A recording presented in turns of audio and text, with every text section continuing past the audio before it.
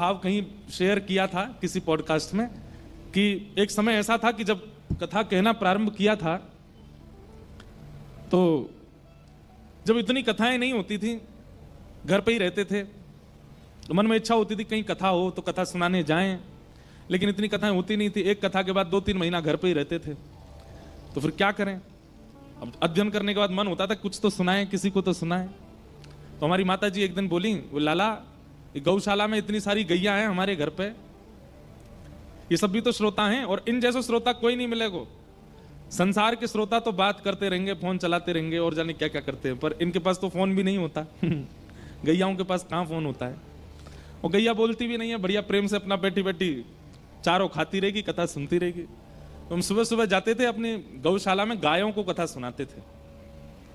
4 बजे जाते थे, 4:30 बजे करीब गैया चारों तरफ गैया, बीच में तखत लगा के व्यास मंच बना के और भागवत जी पधरा के पर गैयाओं को ही कथा सुनाते थे। और ये क्रम बहुत दिनों तक किया। आज उन्हीं गैया की कृपा है कि हम अब हर दिन ठाकुर जी की कथा कहने कहीं ना कहीं जाते हैं। लेकिन आज भी याद आता है उन जैसा श्रोता हमको मिला नहीं। कितनी बार तो ऐसा होता बाबा कि कथा के बीच में कोई गैया ब्याह भी जाती, तो फिर हम नंदोत्सव मनाते थे। पूछते थे ग्वारिया बाबा से, कौन भयो, लाला भयो कि लाली भाई?